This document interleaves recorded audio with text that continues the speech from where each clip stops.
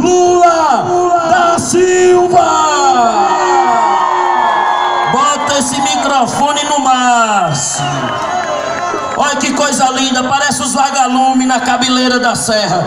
Chega, Luma. Parece os vagalumes alumiando a cabeleira da serra. Luma entregando aqui a camisa do Casarão de Poesia, um projeto premiado aqui nos editais do BNB, viu, Lula? É muita coisa boa. Os artistas só trabalharam no governo Lula e Dilma, agora acabou-se. Tô tendo que... É isso aí. Muita emoção. Quem quer ouvir Lula, levanta a mão. Lula, a palavra é sua, meu amigo. Ó, aqui o pessoal de Riachuelo também entrega aqui a comenda, repórter cidadão aqui, ó. Riachuelo em ação, viu? Uma medalha. Vou entregar a sua equipe aqui, viu, Lula? O pessoal de Riachuelo é outro município aqui, tá certo? Cadê o L de Lula? É a caravana pelo Brasil! Eu vou tentar falar muito devagar para ver se eu consigo conversar com vocês do que eu preciso conversar. Eu primeiro quero cumprimentar as pessoas que estão aqui junto comigo, a começar pela nossa extraordinária senadora Fátima Bezerra, que já falou com vocês. O nosso jovem prefeito, Odon Júnior, que tem apenas 32 anos de idade, muito abacaxi para descascar pela frente. A nossa companheira Zenaide, deputada federal, que disse aqui que, embora está de camisa azul, ela tem em defesa dos trabalhadores o sangue vermelho para não deixar os trabalhadores perderem nada aqui. Tem o nosso querido mineiro, deputado estadual. Tem o Márcio Macedo, vice-presidente do PT, que coordena a caravana. Tem o Anderson, um menino de apenas 23 anos de idade, vice-prefeito de Currais Novos e formado pelo ProUni, se formou em Direito pelo ProUni, o que é uma coisa extraordinária. Nós temos o Heraldo, e parece que é o marido da Zenaide, que é o vice-prefeito de São Gonçalo da Amarante. Jaime. Não, aqui não está, aqui está Heraldo. Vai escrever errado aqui. Nós temos aqui o Júnior Souto, presidente do PT do Rio Grande do Norte, e temos a companheira Terci, a Leoa, vereadora do PT. Terça Leda. Ó, bicho, você precisa entrar no ProUni e escrever aqui, Terça Leda. Acaba nervoso, Lula, do seu lado. Você treme todinho. Cadê a nossa Terça Leda aqui? Aqui do lado. Essa simpatia toda aqui. Militante da saúde aí, viu? Muita figura aqui. Companheiros e companheiras, vamos lá. Vocês... Primeiro, um pequeno relato para vocês. Quando eu disputei as eleições em 89, que eu perdi as eleições, eu me dei conta que um candidato, ele não consegue conhecer o país. Porque quando você está em campanha, você pega um avião em São Paulo, vem para Natal, faz um discurso e volta. Você vai do Rio de Janeiro para Campina Grande, faz um discurso e volta. Você sai de São Paulo e vai para Manaus, faz um discurso e volta. Você termina não conhecendo a cidade, você conhece apenas o aeroporto e o palanque, e nem sempre você consegue conhecer as pessoas que estão no palanque. E aí me deu uma vontade de viajar ao Brasil para conhecer o Brasil. Eu fiquei pensando, ó Paladini, é porque eu vi um companheiro aqui que trabalhou muito tempo lá em São Bernardo conosco, trabalhou na prefeitura de São Bernardo do Campo. Prazer te ver e a família toda aí. E aí eu resolvi fazer a caravana para conhecer o Brasil. Porque o Brasil é um país de 8,5 milhões de quilômetros quadrados. Cada região é uma região, cada estado tem uma culinária, cada estado tem uma cultura, cada estado tem uma coisa diferente da outra, e era preciso conhecer essa mega diversidade do país para você poder governar o país a partir da realidade do povo e não a partir da concepção do Brasil que você tem a partir dos livros ou a partir das pesquisas de opinião pública. E muito menos você governar o Brasil de Brasília. Eu acho que Brasília é uma ilha da fantasia e quem ficar preso naquele palácio não vai nunca governar esse país atendendo os interesses do povo brasileiro. Eu notava algumas coisas. Nesse país, quando eu vi aquela moça que veio falar em nome dos quilombolas, eu queria contar um caso para vocês. Eu fui, no começo da caravana, a Cruz das Almas, na Bahia, receber um título de doutor honoris causa da Universidade da Bahia. Eu não sei se vocês sabem, eu, além de ser o presidente que não tem diploma universitário, eu sou o presidente que fiz mais da universidade e que deu mais título de doutor honoris causa nesse país.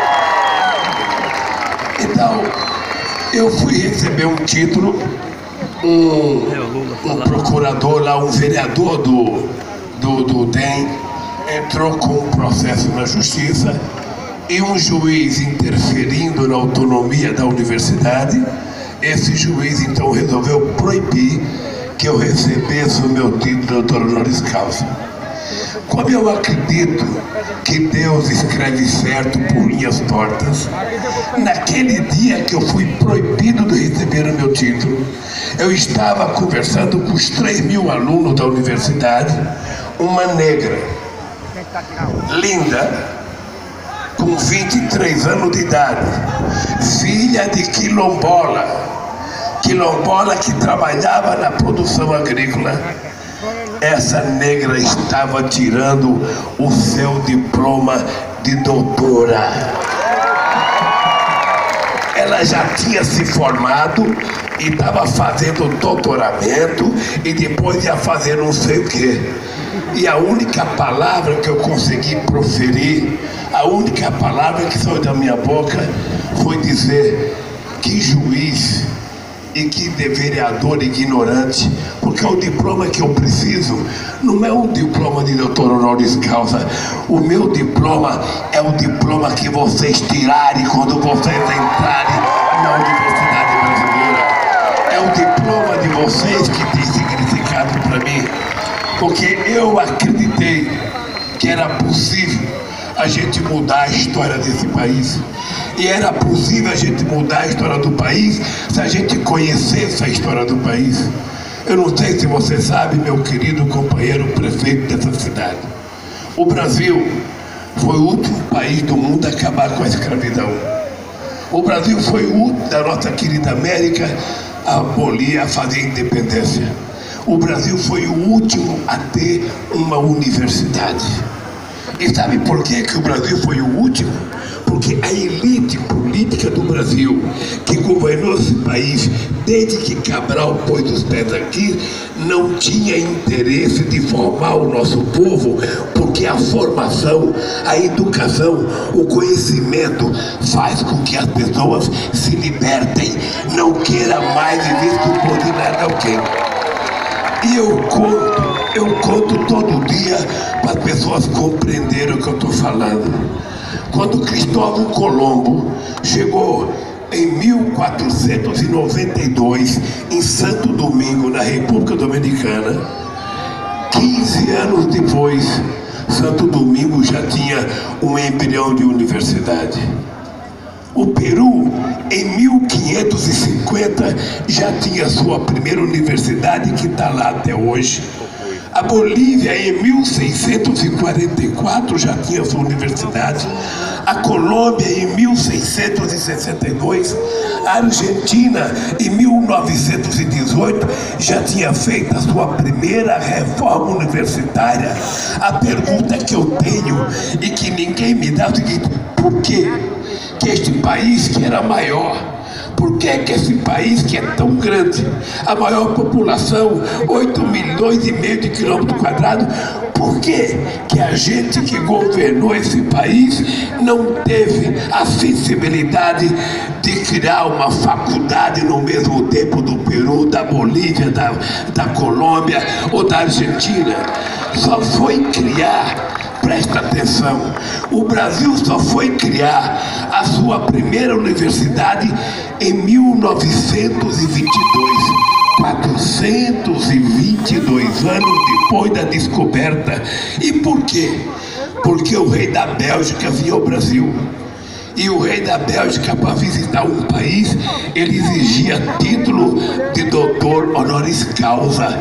E só pode dar título uma universidade. Então o que fez o governo do Brasil na época? Juntou todas as faculdades que a gente tinha, criou a Universidade Brasil para poder dar um título para o rei da Bélgica, não para ensinar o povo brasileiro, porque não tem explicação. Como é que pode o único presidente sem diploma universitário ser o presidente que mais fez universidade e mais escolas técnicas desse país?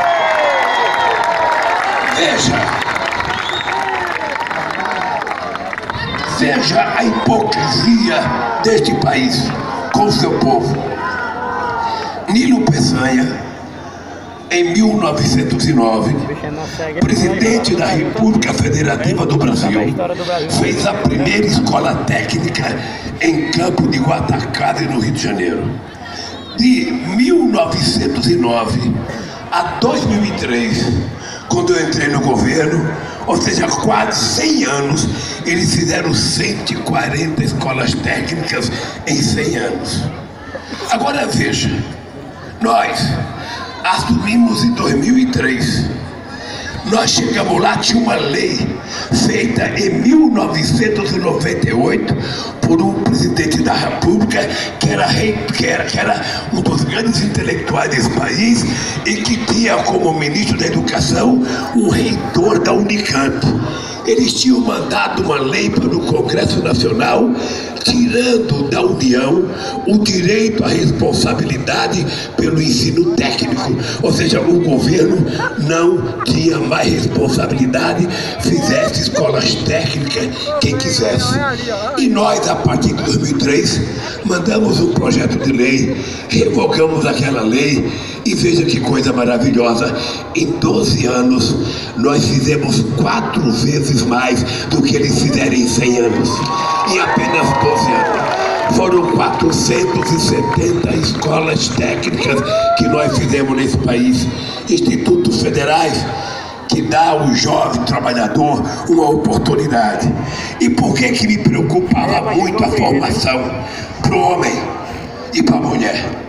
Não era só para o homem, porque eu sei o que é um cidadão formado procurar emprego e sei o que é um cidadão sem formação procurar emprego. O que é formado, ainda quando chega no local para procurar emprego não tem vaga, o dono da empresa fala: me deixa o seu currículo que se aparecer uma vaga eu vou chamar. O que não tem nenhuma formação, ele recebe apenas a resposta: não tem vaga. E quando pergunto o que você sabe fazer, nada, não pode falar sem fazer tudo, porque quem fala sabe fazer tudo está mentindo. Você é que nem jogador de bola, que posição que você joga qualquer uma, mentiu.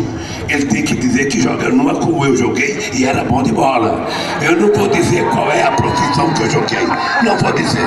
Pois bem, agora por que eu tenho uma preocupação com a formação da mulher? Porque a mulher que, sabe, durante milhares de anos, a mulher foi tratada como se fosse a parte fraca da família, da sociedade, quando na verdade, na realidade do mundo animal, e nós somos o único animal inteligente teoricamente do planeta, a mulher domina Sabe, tudo que é macho é dominado pela mulher. Porque macho, homem fala grosso no bar, tomando cerveja, mas quando chega em casa, o bicho afina. Então, por que eu acho que a mulher tem que estudar e estudar? É porque uma mulher, ela tem que morar com um homem, porque ela ama esse homem e não a troco de um prato de feijão, ou de um pedaço de pão, ou de um prato de comida. É por isso que a gente vê mulher que apanha de marido. É por isso que a gente vê mulher que sofre na mão de um marido que não tem responsabilidade. E a mulher não se separa porque não tem profissão, tem 3 ou 4 filhos, precisa depender do bocado que o marido leva para casa. Então a mulher não pode, por isso que a mulher tem que estudar. Ela tem que estudar, porque quando ela chegar em casa, que o marido quiser gritar com ela, ela vai dizer: ô meu, não dependo de você, baixa a voz, baixa a voz, baixa a voz. E se você me encher o saco, ainda tem a Lei Maria da Penha, que eu vou jogar em cima de você, e você vai ser responsável. Olha, Deus não fez a mão da gente para bater em mulher, não. É para fazer carinho, é para trabalhar, é para fazer cafuné.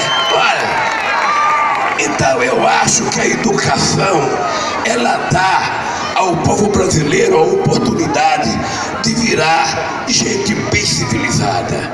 Uma outra coisa com a educação é que a educação, ela permite que o Brasil fique mais competitivo a nível internacional. O Brasil pode produzir coisa melhor. O Brasil pode colocar valor agregado nas coisas que ele produz. O Brasil não pode ficar exportando só soja in natura, ou milho in natura, ou minério de ferro. Nós temos que exportar conhecimento, inteligência. É isso que dá riqueza a um país. Por isso, companheiros e companheiras, eu estou fazendo essa caravana. Eu tenho muito orgulho de ter sido o presidente desse país. Tenho muito orgulho.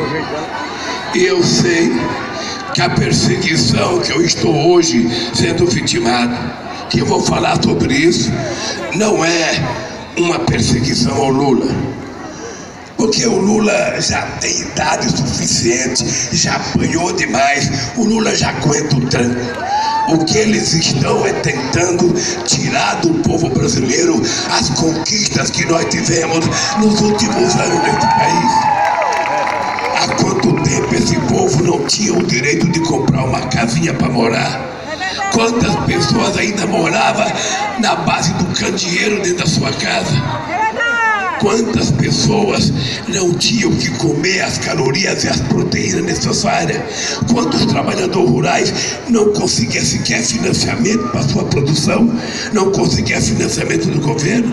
E a gente começou a utilizar o Banco do Brasil para ajudar os mais pobres, o BNDES para ajudar os mais pobres, a Caixa Econômica para ajudar os mais pobres.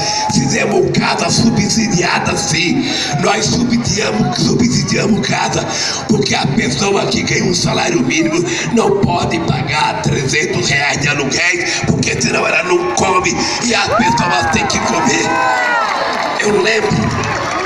Eu lembro que quando eu lancei o programa Bolsa Família, os meus adversários ricos diziam em São Paulo e no Rio de Janeiro: esse Lula tá dando esmola, esse povo agora vai virar vagabundo, esse povo não vai mais querer trabalhar, esse povo... Era isso que eles diziam o tempo inteiro, que o povo era vagabundo, que não ia trabalhar.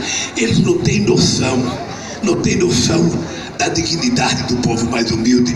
Eles não sabem que caráter a gente não compra na quitanda, caráter a gente pega no berço, quando a gente nasce, cuidado pela mãe da gente. É por isso, companheiros, que nós fizemos o que fizemos nesse país, dando às pessoas mais humildes o direito de comer 3 vezes por dia, o direito de uma trabalhadora rural poder ver sua filha ser médica, ser engenheira, ser cientista, ser qualquer coisa na vida. Quantos a gente não via negro neste país sendo gerente, era só servente. Eles achavam que nordestino deveria ir para São Paulo só para construir ponto ou viaduto, e eu quis dizer para eles: nordestino não quer ser apenas pedreiro, nordestino também quer ser engenheiro, nordestino quer ser médico e quer aprender uma profissão. E eu não quero tirar nada de ninguém. A única coisa que eu quero é que todos os estados da federação sejam tratados em igualdade de condições. É que todos, esse é o papel do governo, é repartir todo o dinheiro da União em benefício de todos e não em benefício apenas de uma elite. Então agora, eles derrubaram 54 milhões de votos da Dilma e ocuparam o poder com a maior disfarçatez do mundo. Enganaram a sociedade brasileira e a Globo tratou de mentir o tempo inteiro, dizendo que a Dilma era responsável pela desgraça do PT, do Brasil, e que quando ela fez ia melhorar o Brasil. E eu pergunto, o Temer melhorou o quê?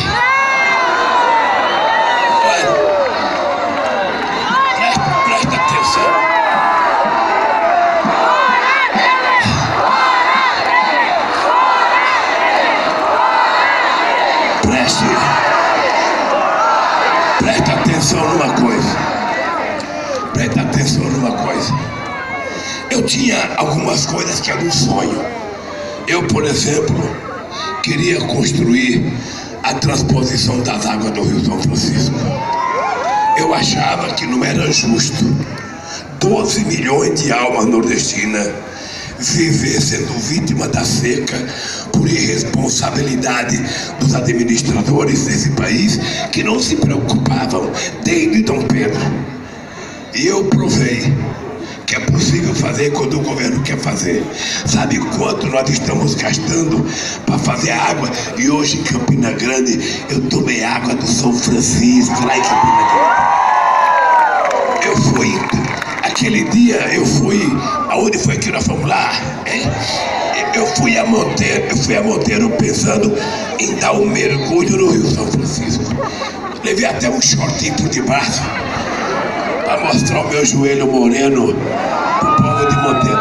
Mas aí quando eu chego lá, que eu penso que eu vou entrar na água, tinha tanta gente dentro da água que não deu nem para entrar na água. E hoje não, hoje eu tomei um copo d'água porque a água já chegou em Campina Grande e ela acabou com o racionamento.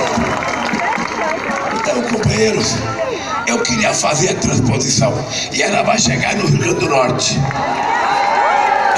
A outra coisa que eu queria fazer era a transnordestina. Era tentar ligar o Nordeste via ferrovia para a gente poder fazer com que o Nordeste fosse mais competitivo com o restante do Brasil. Além desses dois sonhos, eu tinha uma coisa mais importante, que era a educação. Eu vou dar um dado para vocês terem orgulho.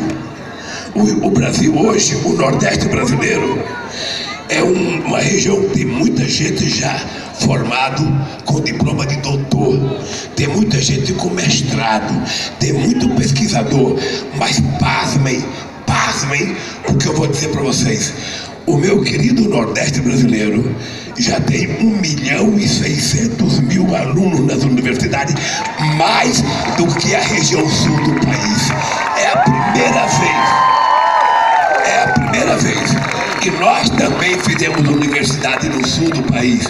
Só para vocês terem ideia, eu moro na região do ABC Paulista. Ali tem São Bernardo, Santo André, Mauá, Ribeirão Pires, São Caetano, Sorocaba, e tem mais perto Osasco, Guarulhos. Nenhuma tinha universidade federal, pois nós, orgulhosamente, esse analfabeto que governou o Brasil levou a universidade para todas essas cidades brasileiras. Porque se a elite brasileira não queria que... Meu pai, por exemplo, meu pai era que nem a elite brasileira. Meu pai era que nem o governo brasileiro. Meu pai não queria que as minhas irmãs aprendessem a escrever para não mandar carta pro namorado. Você acredita nisso? O governo brasileiro não queria que o povo tivesse informação, que o povo aprendesse na escola, o povo não queria libertação. Pois bem, companheiros, nós aprendemos que é possível fazer as coisas. Nós aprendemos que a coisa mais barata, a coisa mais econômica no país é a lição de vida que eu tenho, é cuidar do povo mais pobre do país. Essa é a coisa mais barata. Duro é cuidar do rico, porque o rico é insaciável. O rico, você dá 1 bilhão para ele, ele nem fala obrigado. O pobre pega 10 reais e fica agradecido pro resto da vida.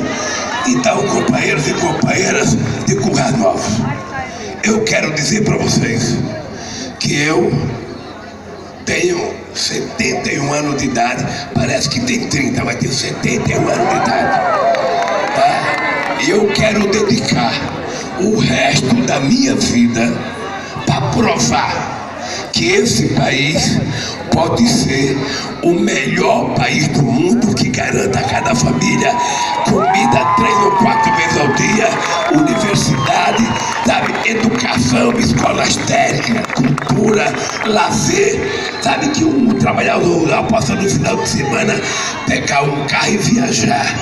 Então aqui em Currais Novos, agora que vocês elegeram o nosso querido Dom Prefeito, é o seguinte: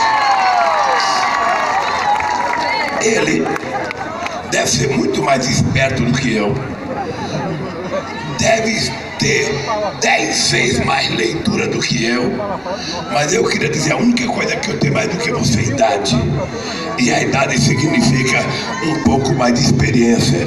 Eu já passei pela tua idade, você ainda não passou pela minha, tá? Então, quer dizer, o dia que você tiver dificuldade, que precisar de um velhinho que te dê um conselho, meu filho, pode ligar que eu vou ajudar com o um abraço, gente, e muito obrigado pelo carinho. Muito obrigado. É muito emocionante. Lula, só Lula, gente, peraí. Acenda os celulares, as lanternas dos celulares. Ricardo, vamos fazer aquela foto. Levanta as mãos, acenda os celulares aqui, só Lula. Lula.